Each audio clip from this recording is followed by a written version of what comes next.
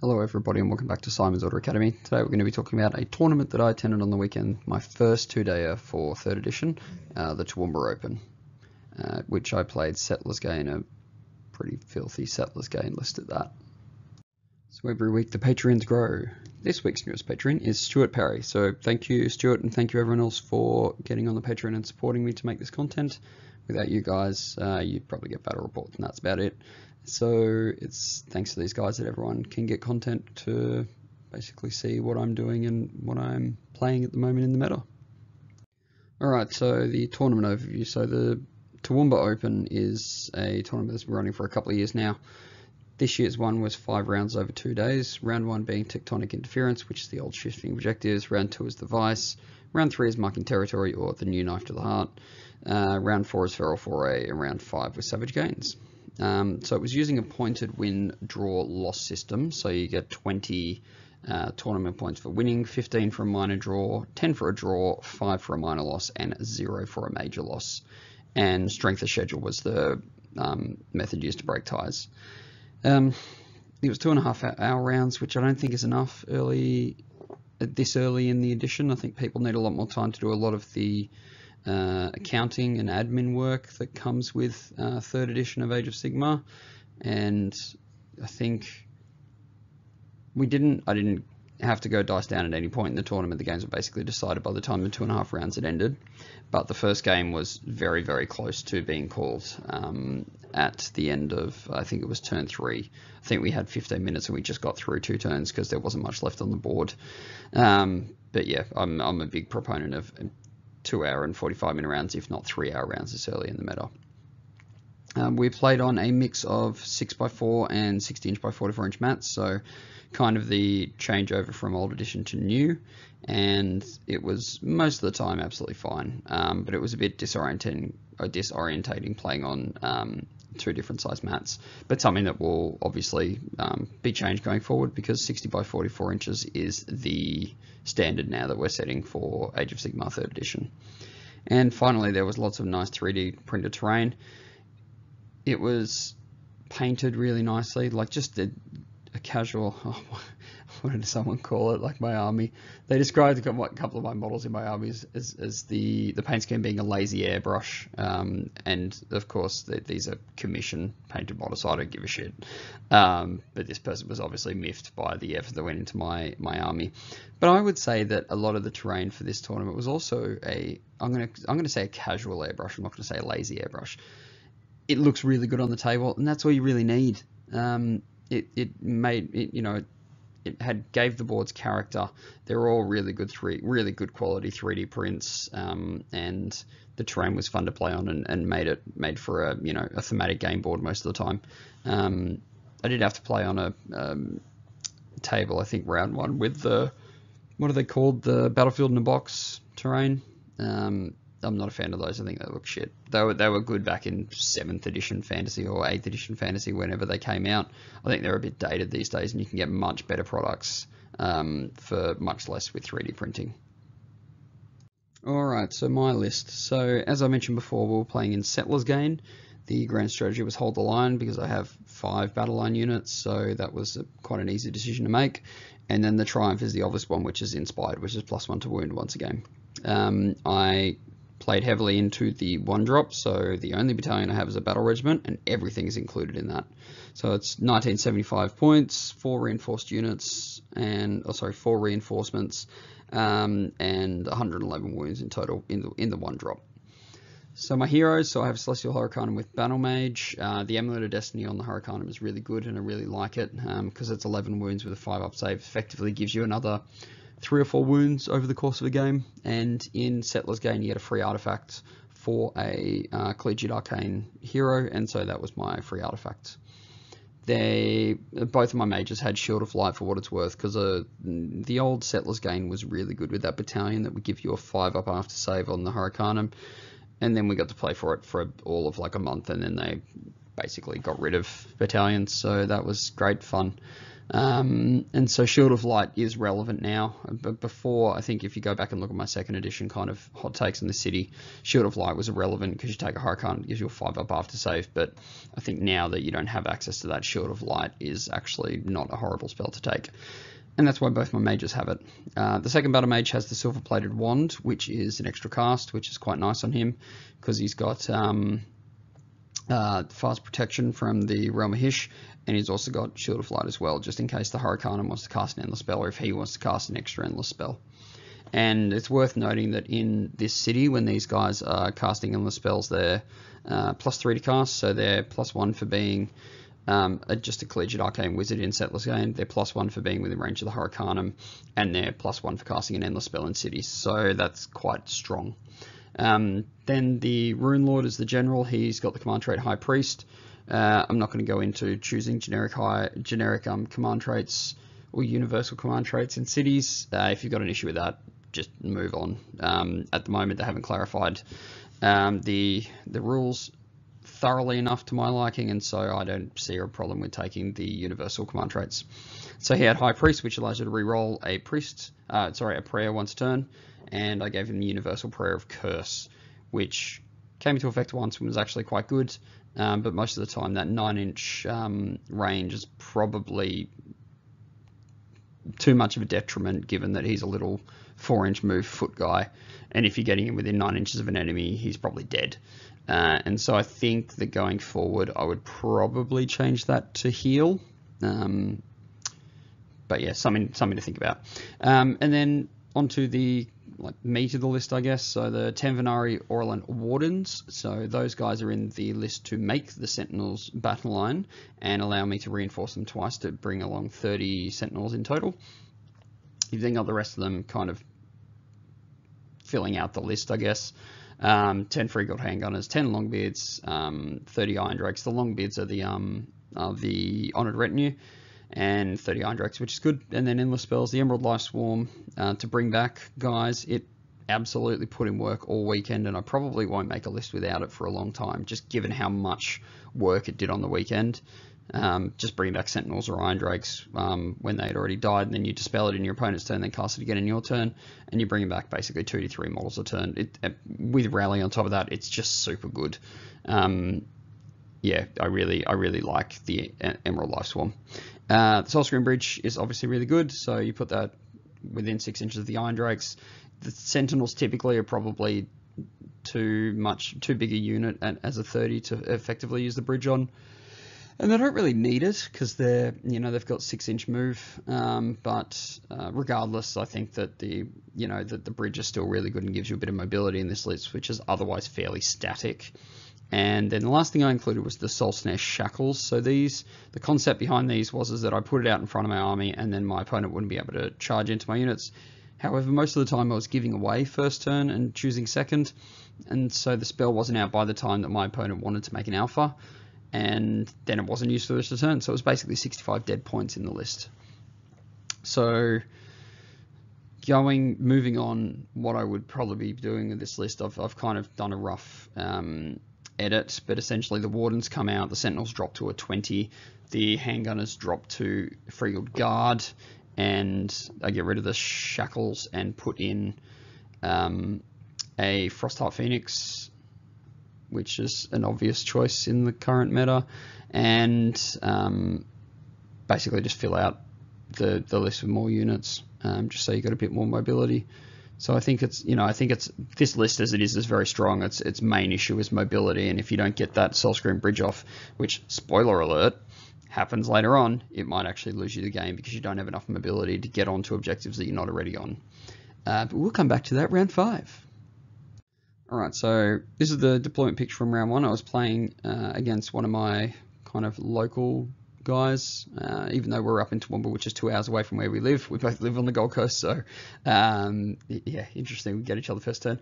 So we played Tectonic Interference. He was running Staunch Cast, which included a Dragsword and Templar, Lord Arcanum on Toralon, Celestin Prime, Castellan on foot with his Doggo, 3x5 Liberators, 4 Desolators, and 2x3 Aetherwings. So obviously, the Star Drake is a tough cookie to crack. it's when you've got the Lantern and you've got the ability to cast Mystic Shield on him and you've got Amulet of Destiny, it's just, you know, he can be on a 0 up, and any 5s or 6s if you don't have any rend mean that you heal, and so the Lantern buff is absolutely key. I just, like everyone else, I'm waiting for the new Stormcast book, and so I don't really want to play Stormcast at the moment or use any Stormcast models until they change, but this is kind of, I guess, the last hurrah for the Stormcast in 3rd edition. The Cells and Prime, 10 Liberators and 6 Aetherwings all went in the sky. Cells and Prime in the sky is always scary. I've used it myself, but I thought I had, so I was trying to get him to charge me. So if you have a look on the bottom left, you can see there's 30 Iron Drakes there with my Mage and my Rune Lord right next to them. I wanted him to put Cells and Prime down there and charge him in and just be absolutely removed from the table with the Iron Drakes. And on the right hand side flank, 4 Desolators versus Handgunners, Wardens and Sentinels. I'm pretty sure the Sentinels can remove those guys because they now only ignore rend 1. I don't have any rend with the Sentinels, and they don't have a unit leader, and so they can't all out defense. And so I'm pretty confident that I can remove the Desolators with the Sentinels and kind of push in that right flank. And it all highly depends on where the Star Drake goes, as you will see next. So the Star Drake pushed heavily onto my right flank, and behind the Desolators got into the Handgunners first turn. It's kind of order of activation stuff, but essentially on the left-hand side flank, the Aetherwings and Cells and Prime and the 10 Liberators dropped down, and unfortunately one of the Aetherwing units was able to make a 9-inch charge into my Iron Drakes and stop them from standing a shoot against Cells and Prime, which was a real pain in the ass, obviously. And so as a result of that, on the right flank, the Desolators charged into the Handgunners in the middle, and my Sentinels were able to stand and shoot, and I think I killed 2 of the Desolators on the charge, and then I was able to remove a 3rd one with the Wardens, which was, you know, obviously really good. It then went to, so the Iron Drakes took a couple of wounds from their Cells and Prime, but he only has 3 attacks when he drops down the first turn, so he's actually not that impactful. And so basically I was able to cast my bridge, pull the Iron Drakes over to the extreme left flank, remove the Taurolon, and so giving me essentially magic dominance over the entire board. The Cells and Prime also died at the bottom of my turn 1, and the Star Drake was then into my Sentinels. Oh, sorry. Then I pushed up right on the right flank with my Sentinels and charged them into the lone Desolator, because I was like, if I can get on that right-hand side objective, then it's worth being in combat with the Desolator, because he's not going to do a whole lot. If anyone's seen their profile change in the upcoming Stormcast book, they're actually pretty good now with the Mount having 2 damage attacks, but at this point in time, they're not actually that great. So then the Star Drake obviously countercharged into the Sentinels and basically didn't kill many of them, and I was just Inspiring Presence them and keeping that objective on the right-hand side. And so after a while, I was able to basically consolidate my left-hand flank, push into the middle, and just remove models. But at the end of the game, it basically came down to I chose Bring It Down as my battle tactic. I think the Star Drake had, I want to say 8 wounds left, or maybe 10. And between all of the Iron Drake shooting, fully buffed Iron Drake shooting, mind you, Sentinel shooting, and everything, and Hurricanum shooting, it lived on 1 wound just with some fortuitous save rolls until my Hurricanum charged in and the horses kicked it to death. He rolled a 1 and it died. If he didn't do that, then I think it's basically game over at that point, because I don't get, he gets his battle tactic, his grand strategy. I don't get, I didn't get the middle objective, which I think was Prime in that last turn. I don't get Bring It Down, I don't get Kill a Monster, and I don't get the battle tactics. So yeah, that was a really clutch last turn, and I was, you know, the dice showed that I would fairly confidently get rid of the Star Drake, and I think it was 2 standard deviations off that the Iron Drakes don't remove it or something, and they didn't remove it, and the Hurricanum didn't remove it, so it forced me to kind of charge them into combat and try and kill a Star Drake with some Iron Drakes and a Hurricanum. But in the end, I did get him and essentially took the victory 30-20. So after a strong turn 1, I get drawn into KO second turn in the Vice. Now, I'm not too concerned about playing against KO and the Vice, because you don't really need a whole lot of mobility, and their mobility is kind of restricted in this scenario. But yeah, he had Bundo, which I thought was interesting. So the entire list is 2 Navigators, 2 Chemists. I can't remember what his custom Skyport was, but basically gave him reroll 1s against my Sentinels and some other stuff. And he had the Flare Pistol, and he had the Emerald Life Swarm in a bottle. But I had 2 Chemists, 2 Navigators, an Engine Master with Dirigible Suit, Bundo, and 4x10 Arcanauts plus an Ironclad.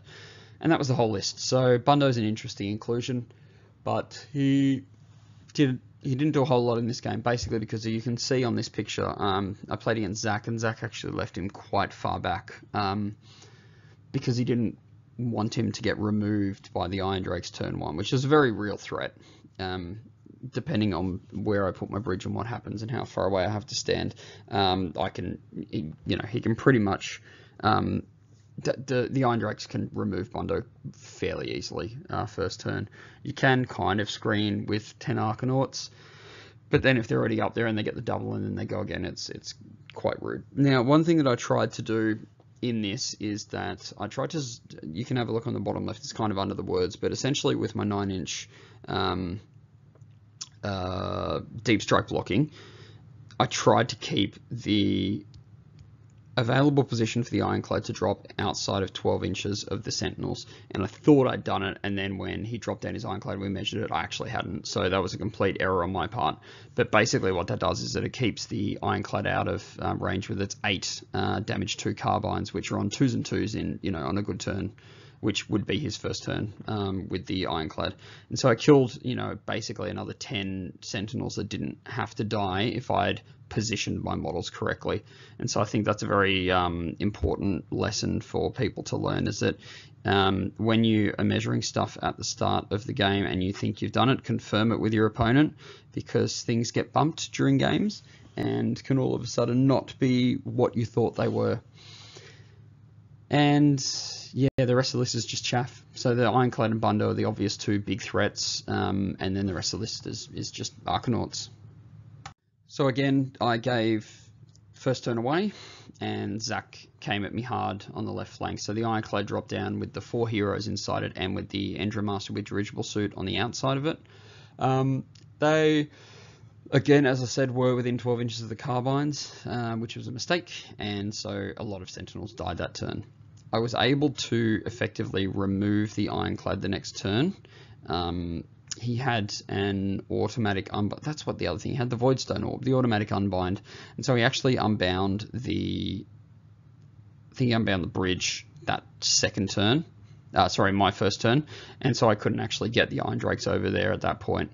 I was actually able to, with everything, remove the Ironclad from the board, and basically just brought back lots of Sentinels. I think because I got a... Did I get a stand and shoot on the Ironclad? There was some reason why I was able to get it. I can't remember. Sorry, I can't remember at this point in time what it was. I think it might have just been Sentinels and Hurricanum. And then basically on that left-hand side flank, I was able to move stuff up and take his left objective before it moved into the middle. And on the right-hand flank, I pushed the Iron Drakes up and essentially shot a couple of things at... Bundo did 9 wounds with the Grudge Hammer, so the 2d6 damage, which is really good. And then they charged onto the objective on the left flank to secure it for me against 10 Arcanauts. And then the following turn, they did another 11 wounds to him, and he basically got taken off the following turn with not a whole lot left. And I took the win comfortably in this game, 20-9. And I think the scenario is kind of a hard one for Caradron to win if they move into engagement range, because you've got to hold out until turn 4 and 5, and I don't think the KO kind of have the resilience to do that. He did have Bundo, but Iron Drakes are perfectly suited to take Bundo off the board, basically, with all their buffs, and with the Mortals coming through from the Sentinels as well. It's just too much firepower for a single Mega Gargant to kind of take on its own. And if you're going to try and do damage early in the game, you do have to push up with that Ironclad. And so I was kind of favouring myself going into this game, and the result was about what I thought it would be. So round 3, I drew another KO list. This one, fairly different composition. So the scenario was marking territory, so basically new knife to the heart. He was using Barrack Mornar, which is the one that you have to take that staff that halves charges, which is actually really relevant in this game. You wouldn't think it would be, but it was. He had an Endromaster with dirigible suit. He had a Navigator who was the Navigator the general? One of them was a general. The Navigator definitely had the staff that he had to take. There was a Chemist and who can't remember what he had. He probably didn't have a bottle. There was an Admiral, 3 engine riggers, 3x10 Arcanauts, 2 frigates, an ironclad, and a gun hauler. So 4 boats in this list as opposed to 1 in the last list. This scenario really annoys me because most of the time it comes down to your turn 3 priority and you take away that objective and your opponent just can't do anything about it. So for my tournament that I run, GoldCon, I actually just completely got rid of the ability to remove an objective and just made them all prime. And I think that makes for a much better scenario and for a much better game. But anyway, for this game, a lot of firepower across the board from me, but I'm pretty confident that I can remove the gross majority of it if he decides to come into me, which he decided to do after I gave him first turn. So I gave Paddy the first turn. He pushed up real strong on that right flank first turn and chipped off, I think, handgunners and a few longbeards and a couple of iron drakes. Then I was able to return fire pretty strongly, and essentially all the boats went off the table except for the gun hauler, I think, in the first 2 turns. The Sentinels did quite a bit of work as well. The Herohammer did a lot of work. The problem was that when I pushed to this right flank, as you can see in the photo, the Soul Screen Bridge, that's only like 12 inches away. I could have pushed it another 6 to the right, and there was nothing on it at the time, and just put the 30 iron drakes on it. The problem was that I was trying to keep them within range of the Herohammer buff, and probably didn't have to. And what happened was that he won the roll for turn 3 priority, took away my back left objective where all my Sentinels were sitting, and then was able to push his gun hauler to the top left objective and push all the dudes that had fallen out of the boats to the bottom right objective. And even with the redeploy, I think I got a 3-inch redeploy. If I'd rolled a 5 or a 6, potentially could have stopped it from being capped, but I didn't. And I left that objective vulnerable, and Paddy punished me for it. And so it ended up as a major loss to me and a major win to Paddy. Deservedly so, because I was just focusing on just nuking his entire army, didn't pay attention to the objective, which obviously I should have, and I got punished for it. So Paddy played the game. If I'd won the priority, then I win the game. And so it was basically a game that came down to the priority, and this is what I think the problem is with marking territory, that it essentially comes down to that turn 3 priority roll a lot of the time, and it definitely did in this case. But I'm not going to take the win away from Paddy. I did not deploy effectively enough, or I didn't reposition my army effectively enough to stop him from capping that right hand objective, and if I had, I probably could have won the game regardless of what the priority roll was. So even though I lost the priority roll, I did, through some poor play, put myself at the mercy of the priority roll when I probably didn't have to. So 2-1 at the end of day 1, which I wasn't too unhappy with, and then the draw went up for the next day, and I was playing one of the other cities of Sigmar players at the tournament. So name's Elizabeth, but she calls herself Evie. So Evie and I've met her once before at a tournament, and I saw that she was bringing Living City, and so I brought her some of my custom Living City dice to give to her, which she used very effectively against me during the game, including to get a 12-inch charge with the Frostheart Phoenix when you needed literally a double 6, and it was double trees on the dice that I'd given to her. So that's always fun, fucking trader dice. But yeah, this scenario was Feral Foray. I really like Feral Foray as a scenario. I think that the objectives are far enough apart that forces you to make decisions. You can't just castle up in it. The ability to only burn one objective a turn means that you can't get too far ahead, and it is quite a close game most of the time. And yeah, as you can see, the terrain on the board was actually quite impressive and made for a very thematic game. It was quite fun. So her list was a Frostheart Phoenix. He had Iron Oak Artisan, and I can't remember what he had. artifact wise. He might not have had an artifact. He might have just had Iron Oak Artisan for the +1 armor save and +1 to wound. He had a Rune Lord and Battle Mage. He had a Lariel. He had 20 Iron Drakes. She had a Lariel, 20 Iron Drakes, 2x10 Handgunners, and 1x10 Eternal Guard. And I like her army because I really want to run a Lariel at some point, but I don't have the model yet. And so I wanted to see how Evie played her, just to see what she could do. And I really had the opportunity at this point in time. So you can see the Soulscrew Bridge on the board. So what I was showing here was that I could get the Iron Drakes buffed up through the bridge, or with line of sight to a Lariel. She was on mystical terrain, but you should, even if she goes best day ever and she goes all out defense, then you're still rolling 3s, and I should put through with everything on them. I should basically be able to put through, I think is it 42 wounds without the Grudge Hammer. And so if the Grudge Hammer goes through and you're taking 4-ups against the Grudge Hammer, it's basically game over. But yeah, essentially you should be able to remove her first turn, especially with the Sentinels backing up and shooting her as well. But I gave away the turn to Evie, and I think that was a big mistake. So Alarion, the Frost Art, pushed at me strong turn 1. The Handgunners came on the right-hand side, and the Iron Drakes came on the left-hand side. So she removed my Handgunner screen on the left-hand side and my Longbeard screen on the right-hand side, which basically made the Frost Art and Alariel able to get straight into my shooting units, which was horrible. She allowed me to, by virtue of where she had to charge to get Alariel in, to unleash hell with the Iron Drakes, and they took off, I think, like 12 wounds or something. It was absolutely insane. Stand and shoot. Sorry, unleash hell. I keep saying stand and shoot because that was the old 7th edition rule. She also got the Frost Art Phoenix into combat with the Sentinels and took off a few of them. So my turn 2, I was able to pull the Sentinels out of combat with the bridge and redeploy them to the far right-hand flank of the board, and to essentially just kill the handgunners that were there and to make them a non-issue. And when Alariel pushed up, she also brought on 20 Dryads in the center of the board to kind of guard that center objective. And so the Wardens went into them, and Wardens and Dryads were basically fighting each other for the most part of the game. But I was then able to push up onto the middle and the right-hand objectives turn 3 and burn them turn 3 for the middle and turn 4 for the right-hand objective, and then turn 5 the top left. However, as you can see from the photo that I've put here intentionally, someone pointed out to me that, which is now retrospectively very obvious, that I am positioning my models illegally. So you can see that the Sentinels are strung out in a nice line there, and that was fine when they had a second rank behind them.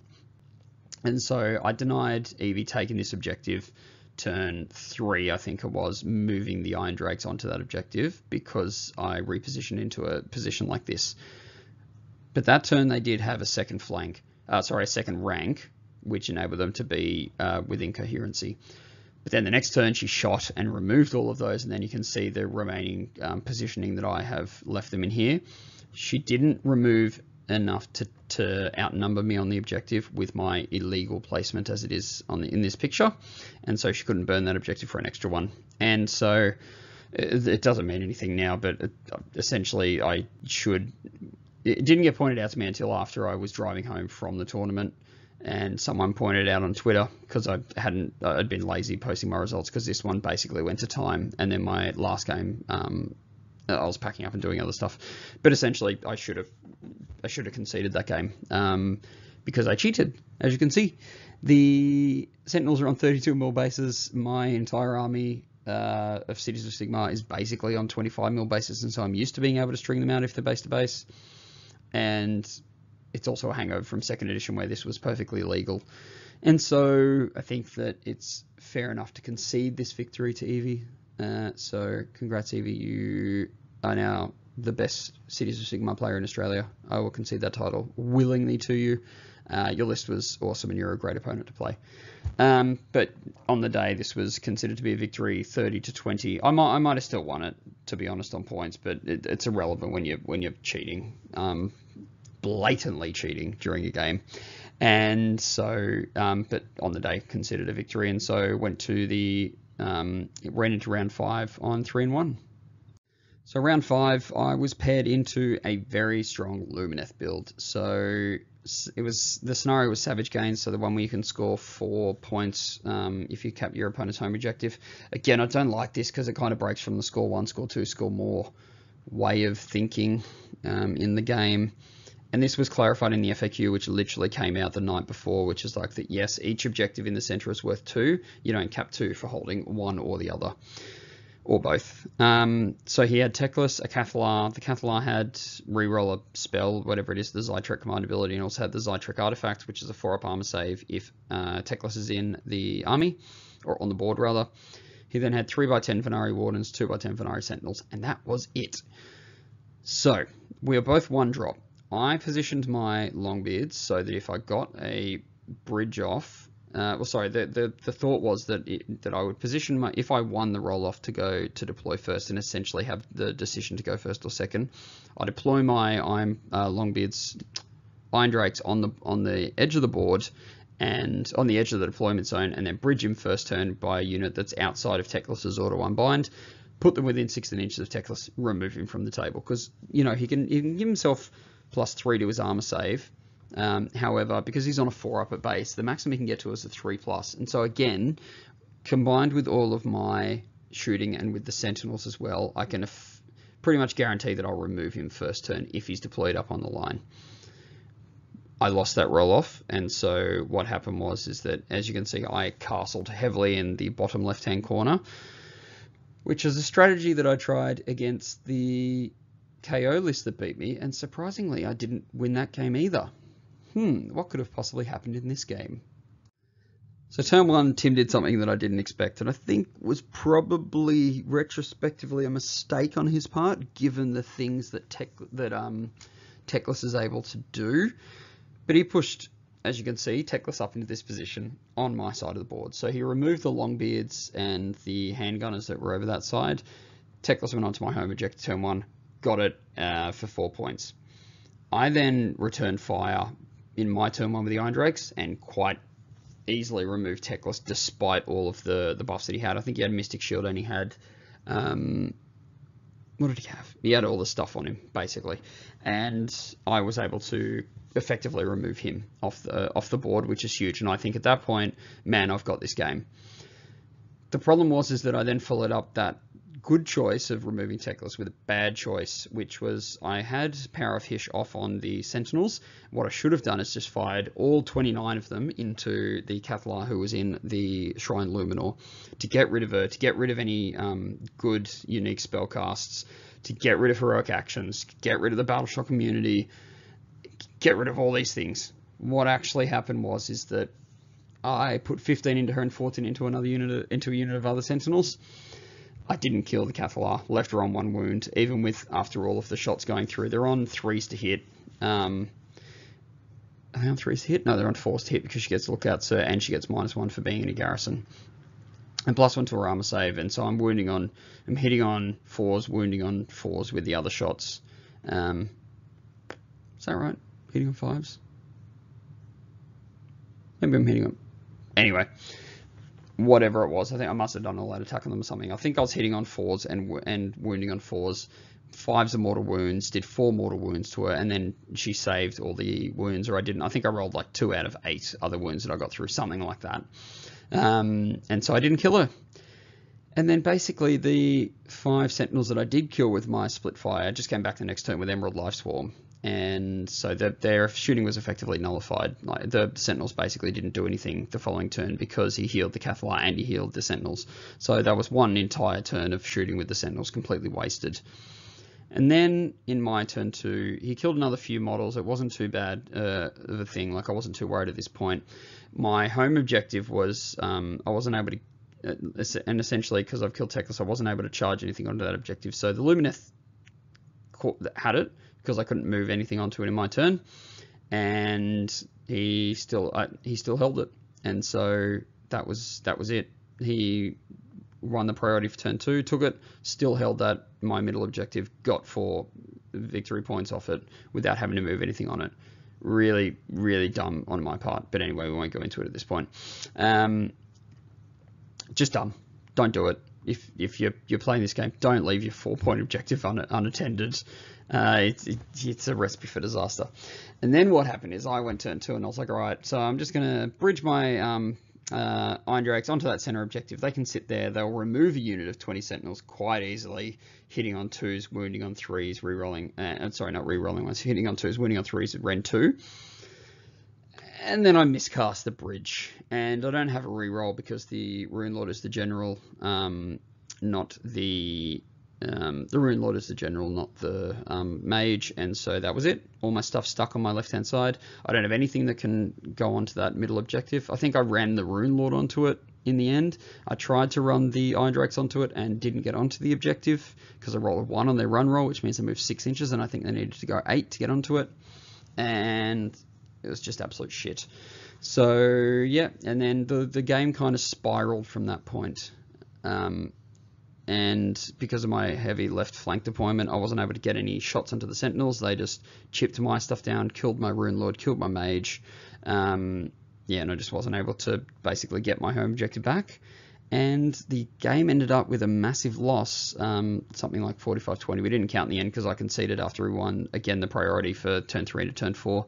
I couldn't do anything. I couldn't get onto any objectives. There was no point in playing out because I was never going to catch up to him. And then Tim finished 4. So congrats to Tim, you did really well. And that was essentially the outcome. I lost this game. Poor positioning again, also because I rolled a double 1, so a 1 in 36 occurrence. So my overall thoughts, my list was filth, but I didn't build in redundancy, and so even filth can come undone by a single dice roll.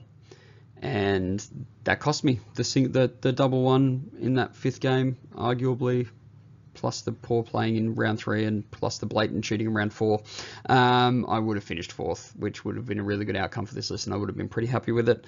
13th, I don't think it reflects the strength of this list, and obviously I came undone on the day, and I can't blame the list for that because the list is hard as nuts.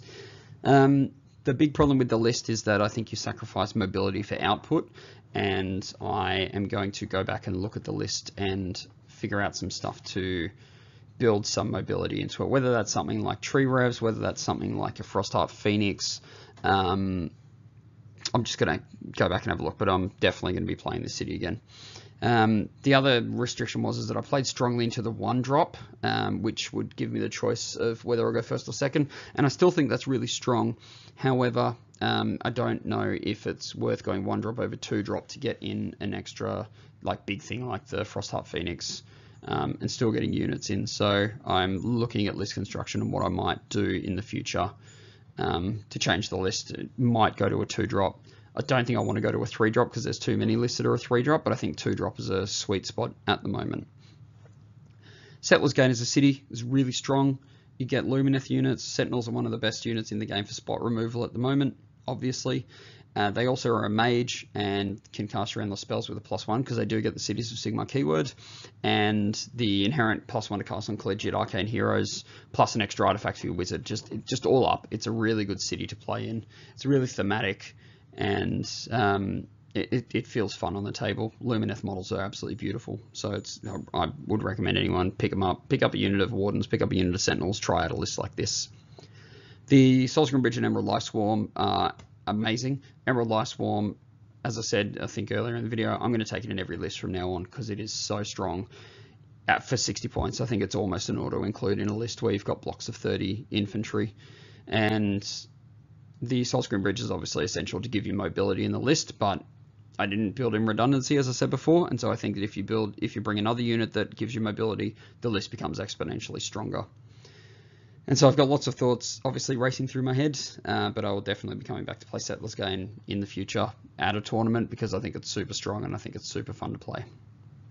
Thank you everybody for watching. We will be back next week, of course, with another video. I was hoping to be able to do some videos on the Stormcast Eternals at this point, but apparently we've pushed back the battle time 3 months, whatever.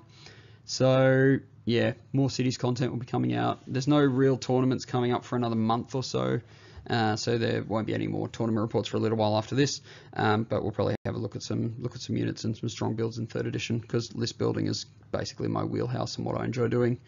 But thanks everyone for watching, and I will talk to you next time.